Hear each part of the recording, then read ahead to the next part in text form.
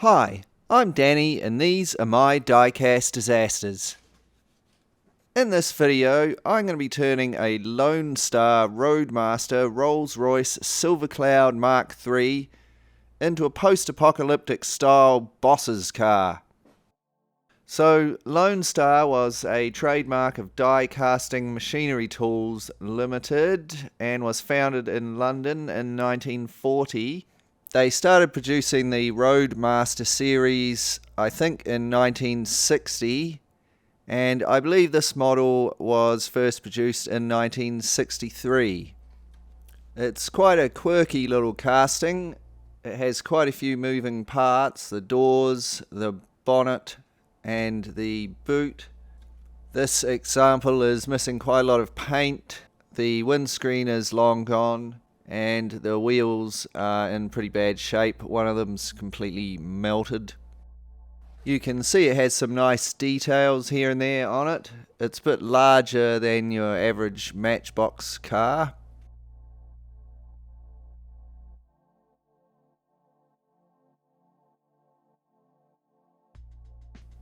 There's even a little motor under the bonnet.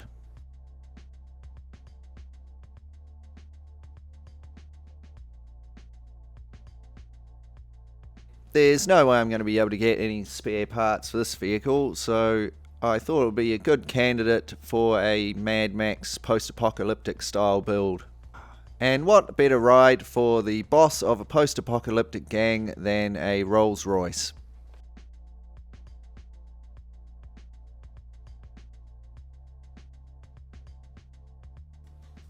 Taking this car apart was easy as it was held together with a screw already. I thought at first that maybe somebody had tried to restore it in the past, but once I'd taken it apart it didn't look like the rivet hole had been drilled, so perhaps they just put them together with a screw when they made them. The thin steel plate that holds the wheels in is a bit rusty.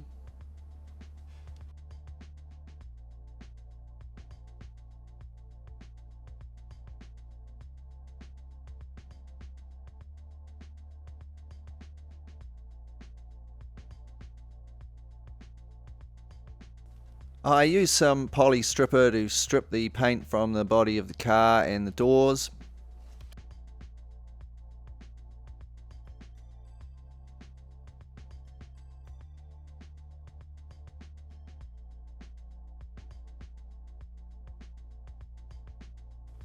Some nice details on the inside of the doors there.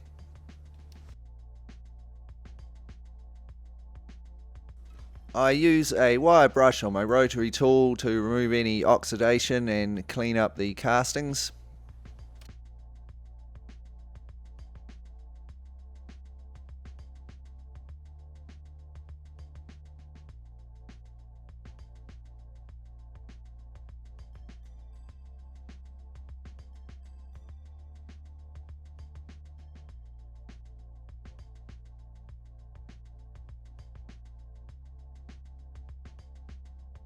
I use some styrene to add some fins to the rear of the car. These are attached with a small amount of Tamiya putty, which is left a little bit rough to look like welding lines. I use some epoxy putty to fill in the little holes where the original window fitted in. Next I apply some rust around the base of the body of the car. I start with a dry rust effect paint.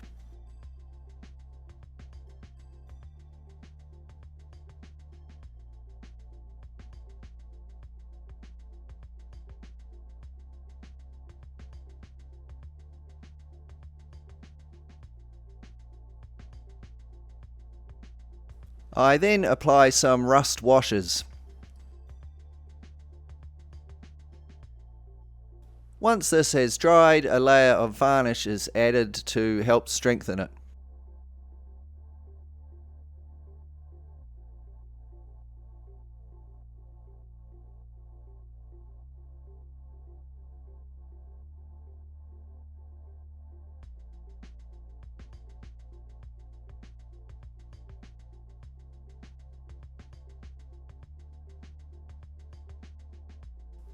Finally, I paint some chipping medium over the rust.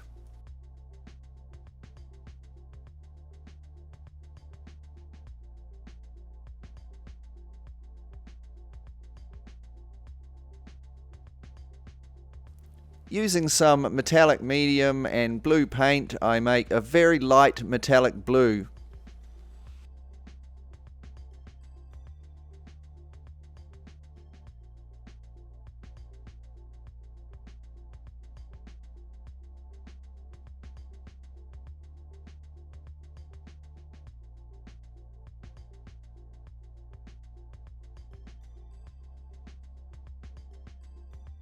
A couple of coats of this paint are airbrushed on.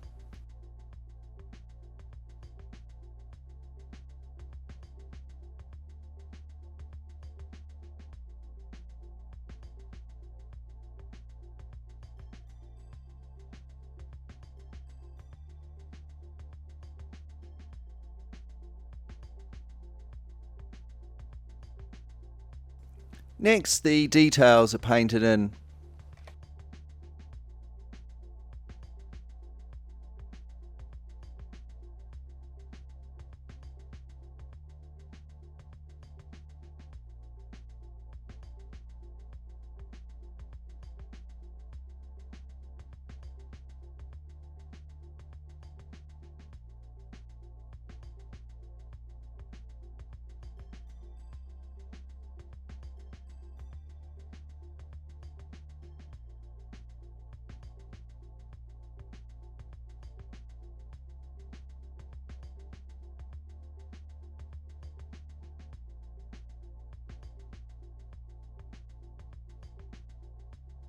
The fins at the rear wouldn't have had the original paint on them, so I painted these gunmetal and then applied some rust effects.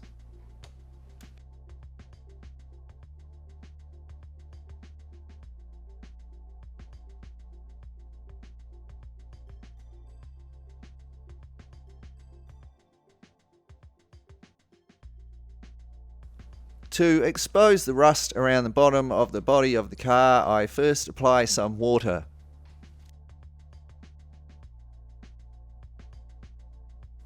Next, I use a brush that I have stiffened the bristles with some varnish to gently chip away the paint, exposing the rust underneath.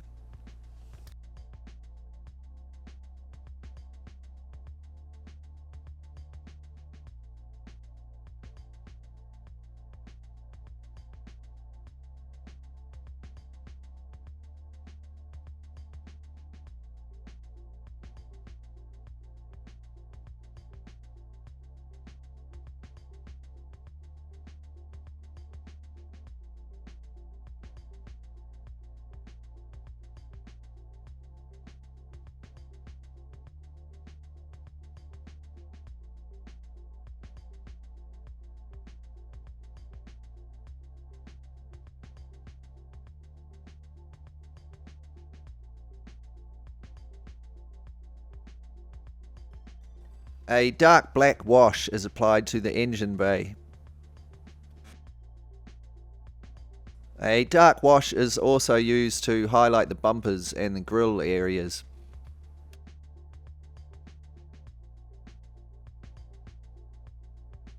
The grilles and bumpers are finished with some metallic weathering powder.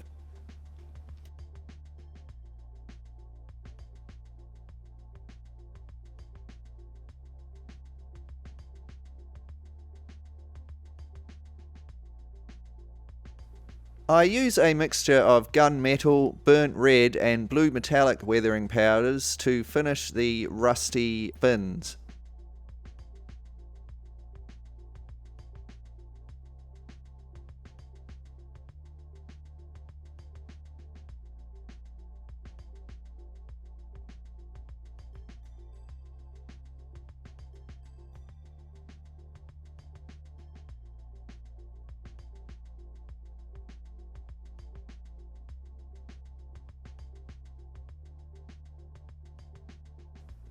The wheels are removed from the base. It's quite a quirky system with the bent steel tabs. Plenty of carpet wrapped around these axles.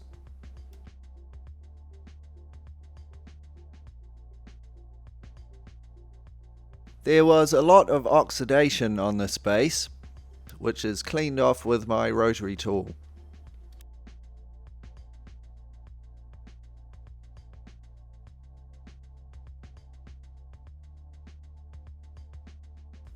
I cleaned up the steel plate a little, although I just ended up pulling it off.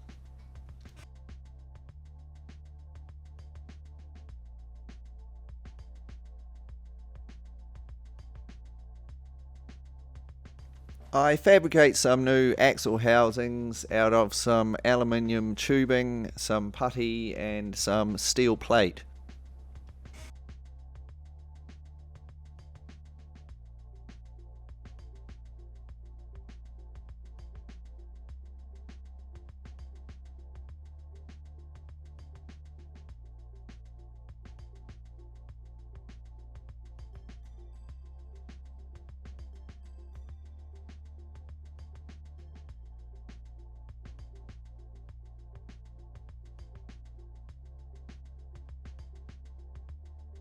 A drive shaft and bull bar are added.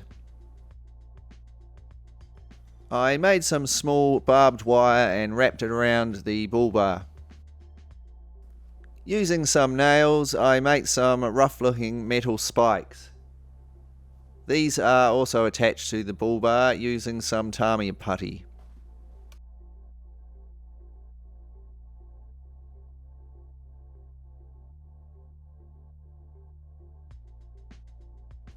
Once I'm happy with the fabrication on my base, it's given a coat of Molotov Silver Dollar rattle can.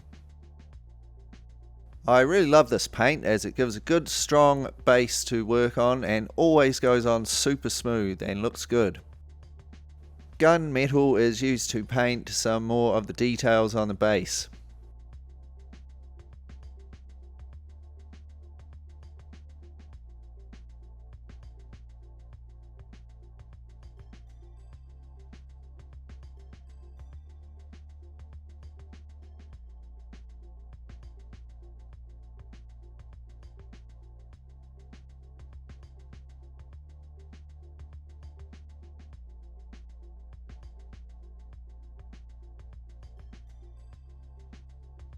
A mixture of dark and rust washes is applied.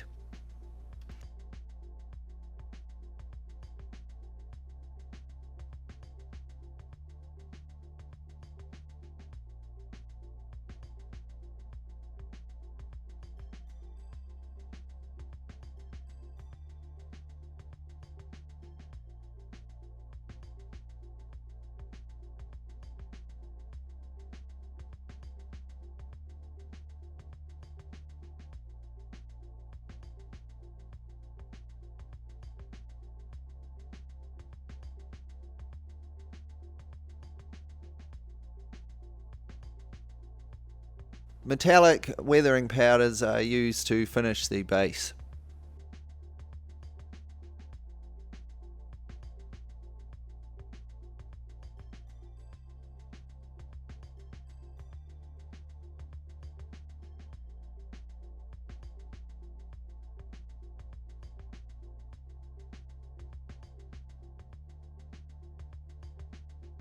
The interior is first given a thin coat of Tamiya fine white primer. I find this helps the paint stick much better than just painting straight onto the plastic. It's then given a coat of desert yellow.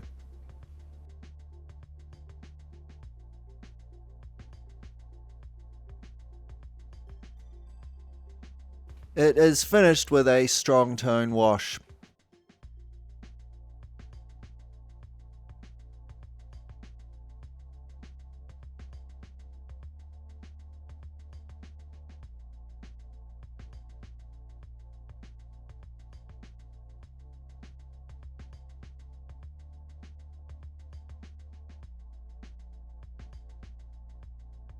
For the rear wheels, I'm going to use these double off-road wheels. They are simply glued together back to back. The rims are then painted gun metallic and given a rust effect treatment.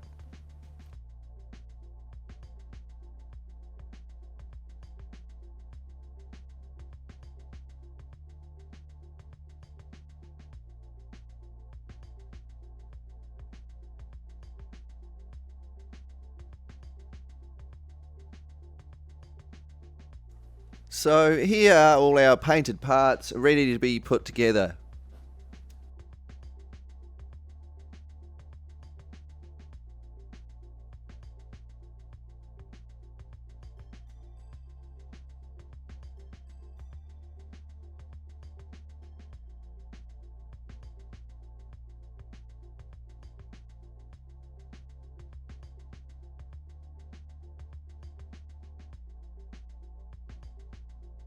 Once the car is assembled, I attach some exhausts.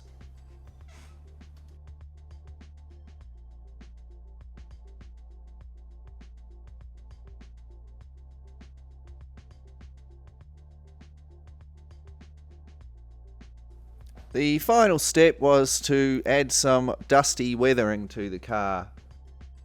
I start with a desert sand wash on the wheels.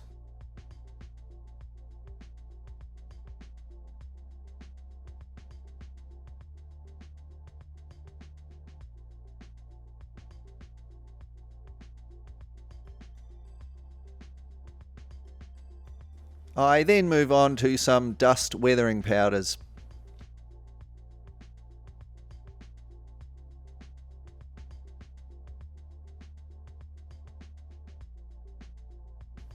Before we take a look at our finished boss's Rolls Royce, let's take a moment to be reminded of what we started with.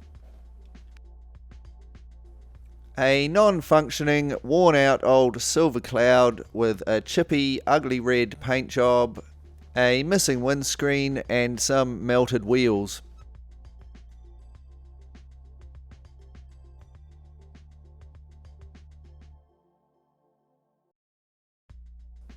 And here it is with our post-apocalyptic makeover.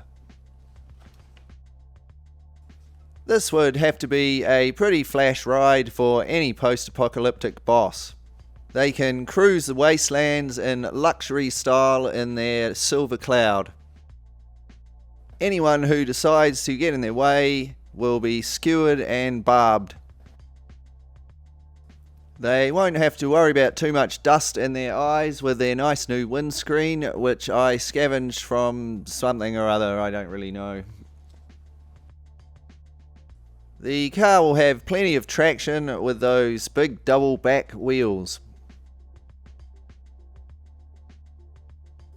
The boss must have lost one of his doors in a duel sometime, so he's had to replace it with this rusty one. It's not like there would be Rolls-Royce spare parts dealers around in the post-apocalyptic wasteland.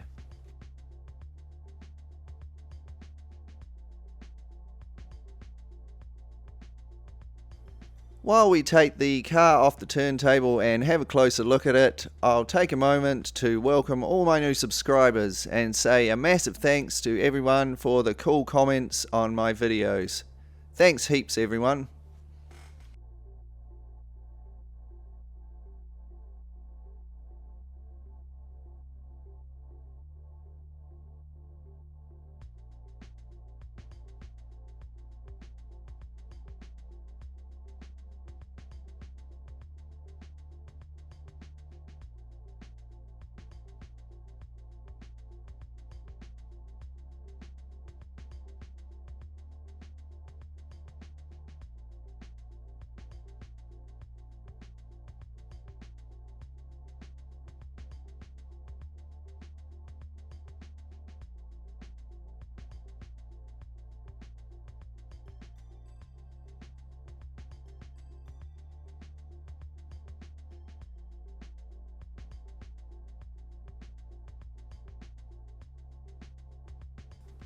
Thanks heaps for watching, and if you enjoy this video, please like and subscribe.